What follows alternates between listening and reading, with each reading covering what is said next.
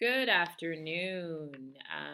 Welcome to another year of KOI here at Lee for Kinder and First Teachers. If you're watching this, it's because you've already attended one of the trainings after school, and so this is just a quick refresher. And by quick, I'm going to really try to stick to quick. So here we go. We're going to be using the same experiences as we did last year. And that was for kindergarten. We had Rebus stories, problem solving with shapes, spilt milk, and some smug slug. And for first grade, we had math story, problems, Rebus stories, problem solving with shapes, and giant children. So we're going to keep the planned experiences exactly the same.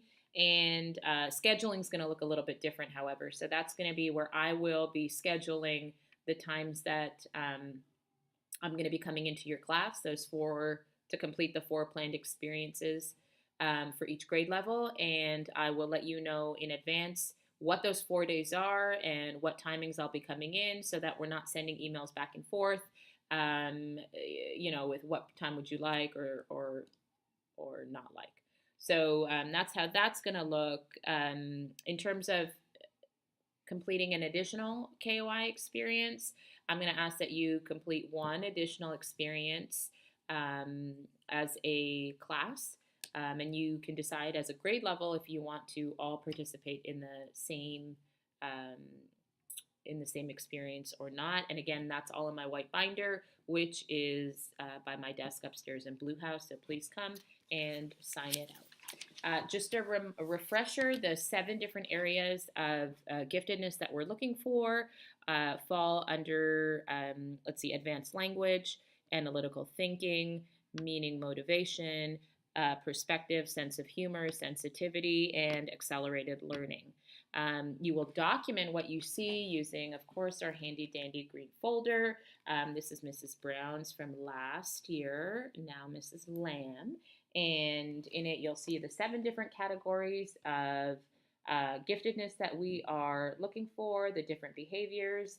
And again, just a refresher, please just use a different color marker for the different months that you're observing these behaviors and then tally them up. Just like this is a fine example of what it should look for. You should look for. Okay, another thing I'm going to place in your box is one of these, which is an explanation of the behaviors for the inventory. So here are the gifted behaviors in your green folder, and here's an explanation of what those behaviors are going to look like. Kind of go hand in hand, and it's recommended that you would go through them should you have a question about what the behavior is going to look like. This is also available on the slide that I shared with you last year, and I will share it again on slide number 9.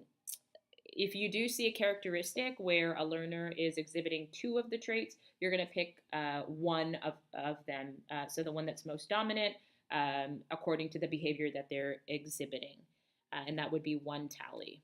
Okay, well, 1 tally, 1 day, and it shouldn't be overlapping into 2 different areas. Okay. Another thing that I want to point out is, of course, we've got our anecdotal notes on the back. Please use them to record what you're seeing in the classroom and have a date on it as well.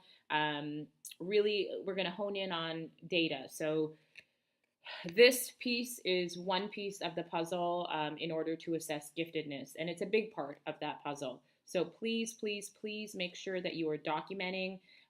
You will be using this folder until December, and then I will collect the folder and we'll decide who needs further assessment or not. If there is no documentation in this green folder, meaning the tallies are not there or the anecdotal notes are not there, that child will not go on to have further assessment.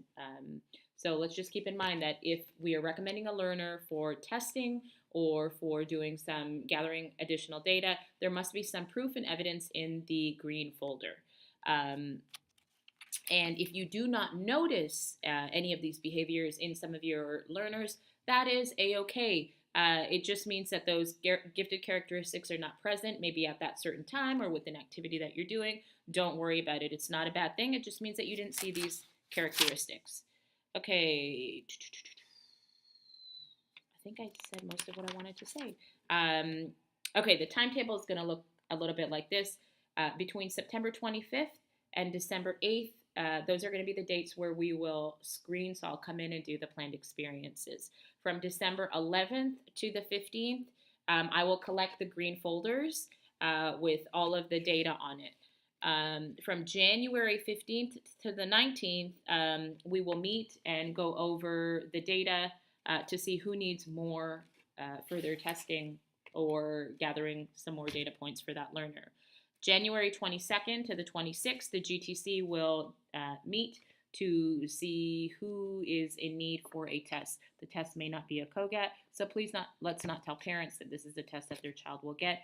And when we come to that decision of who's going to get a test and who doesn't need a test, it's probably going to be a very small number if you remember from last year. February 5th to the 9th, we will be testing kinder and first learners. February 20th to the 22nd, the GTC will meet. The committee will meet to review the data. And around February 28th, final decisions will be going out. So before March 1st, you will know if your learner qualified for gifted services or not. I'm just going to stress that this is an important piece of the puzzle. If there's no data, there's no further assessment needed. That's all I have for y'all today. If you have any questions, don't hesitate to let me know what they are. Look in your email for future updates as to when I'm going to be in your rooms. I can't wait. And have a great day. Thanks. Bye, guys.